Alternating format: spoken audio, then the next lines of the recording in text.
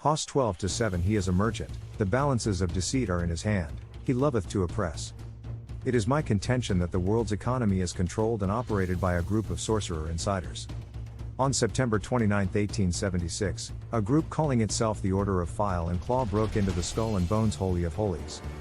In the tomb they found Lodge Room 324 fitted up in black velvet, even the walls being covered with the material. Upstairs was Lodge Room 322, the sanctum sanctorum of the temple, furnished in red velvet with a pentagram on the wall. There are many economic theories, but I have my own economic theory. I like to call it the fleecing theory of markets. I believe the main mechanism for predicting financial markets, whether commodities, stocks, or bonds, is not the efficient market hypothesis, EMH. The efficient market hypothesis, EMH, states that asset prices fully reflect all available information. A direct implication is that it is impossible to beat the market consistently on a risk-adjusted basis, since market prices should only react to new information or changes in discount rates. The latter may be predictable or unpredictable. My fleecing theory of markets is the following: if you trade any market with only information available to everyone, you will inevitably lose wealth over any extended period of time. The only way you can consistently be successful in any market is by having insider information. You may ask, isn't insider trading illegal? Didn't Martha Stewart go to prison for insider trading?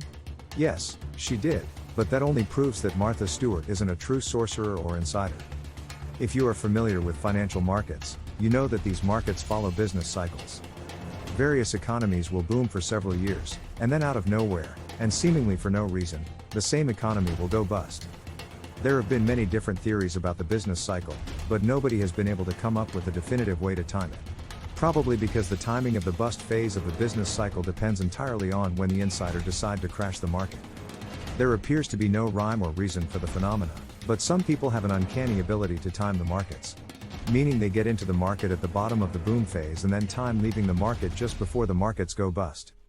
Golly! They must be financial geniuses, or are they? I believe all market crashes are systematic and planned far ahead of time. Why? You may ask. Think about it. You do not have to be a financial genius to understand why certain people may want to crash the economy periodically.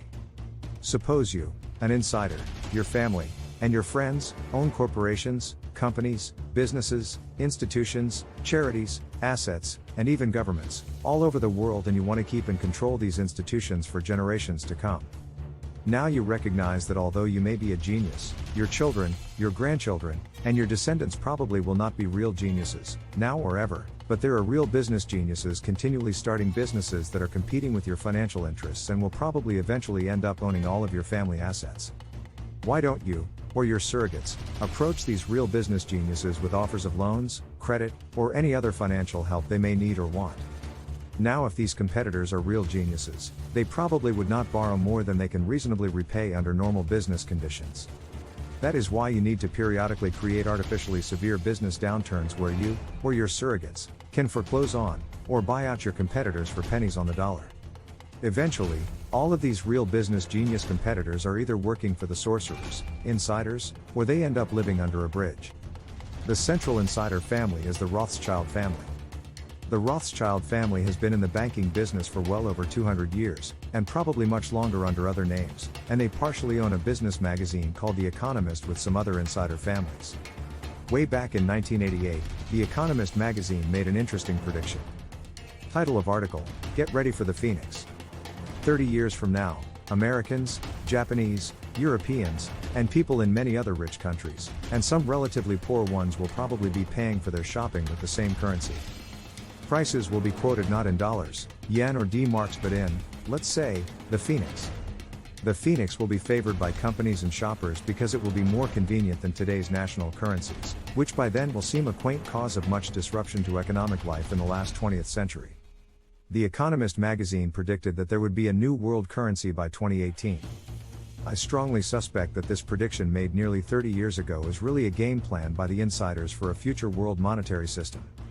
Most international world trade is currently transacted in US dollars. Why would Americans, Japanese, and Europeans suddenly decide to switch to a new world currency? I believe the insiders' game plan is to destroy the dollar, the yen, and the euro in the near future. Unbeknownst to most people, the central banks of the United States, Japan, and Europe are currently creating trillions of new dollars, new yen, and new euros. The central banks are mainly buying government debt with all this new money, but again, I strongly suspect that in the near future these trillions of new dollars will come flooding into the world markets, thereby creating hyperinflation. But then finally the masses wake up. They become suddenly aware of the fact that inflation is a deliberate policy and will go on endlessly. A breakdown occurs. The crack-up boom appears. Everybody is anxious to swap his money against real goods, no matter whether he needs them or not, no matter how much money he has to pay for them. Within a very short time, within a few weeks or even days, the things which were used as money are no longer used as media of exchange. They become scrap paper. Before the big game, sports teams will have practice games. Before the start of a shooting war, the Pentagon will conduct war games. I believe that before the coming world economic collapse, the insiders have been conducting practice economic collapses in Argentina during the 1980s and late 1990s, in Zimbabwe between 2000 and 2009, and currently there is hyperinflation in Venezuela. The insiders study these practice economic collapses in order to prepare for the big one. The big one will usher the entire world into a new economic world order and a one world currency. It will probably be a central bank digital currency that will be accepted by all governments around the world. Fortunately for us, we can also study these prior economic collapses and partially prepare ourselves for what is going to come. First, the banks are nearly always closed for a short time before the collapse. The insiders will tell us it's a bank holiday. Usually, when the banks do open, the depositors are only allowed to withdraw a small amount of money every day. All the while, hyperinflation is making the money you have in the bank steadily become more and more worthless. Therefore, we should all have cash on hand, hidden someplace outside the banking system. Immediately after the banks close, we need to buy as much bulk food as we can afford before our cash becomes completely worthless. Buy beans, rice, pasta, canned meat, canned fruit, and canned vegetables. Also, root crops like potatoes, beets, onions, and yams will last several months if they are stored in a cool place like a root cellar, a basement, a crawl space, garage, or even a spare room that is not heated during the cooler parts of the year. Various types of spices and condiments will also last a long time if kept in a cool place. During the final months of the Weimar Republic's hyperinflation, it is estimated that 93% of all income was spent on food. Second, you should have some pool shock on hand in order to help purify water. Also, some type of water filter will also be useful. If the hyperinflation lasts for too long, eventually utility workers and other government workers, including the police, will stop showing up to work because the money is worthless and they are not going to work for free. Therefore, water, sewer, electricity, and other utilities can either work intermittently, or not at all, for long periods of time. Third, buy a 5-gallon plastic bucket for use as a restroom. If you live in a city and you use a public sewage system, your toilets could stop working.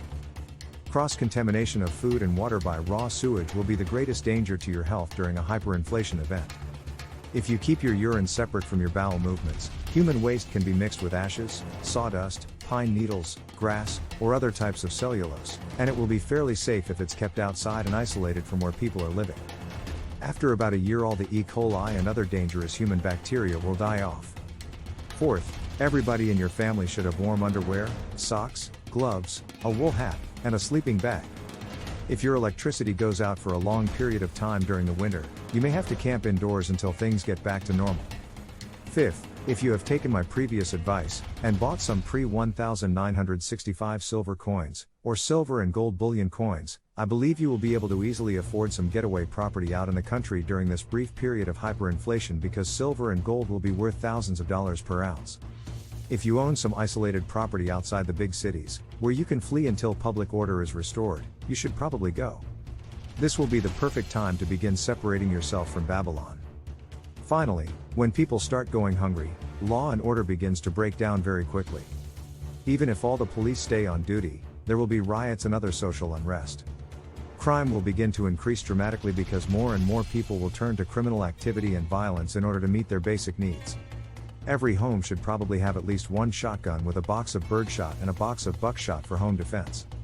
All your preparations will be worthless if criminals can simply come and take your food and supplies from you. I am a Christian, and I intend to help as many people as possible, but the Bible is clear that God expects us to provide for the basic needs of our own family. 1 Timothy 5-8 But if any provide not for his own, and specially for those of his own house, he hath denied the faith, and is worse than an infidel.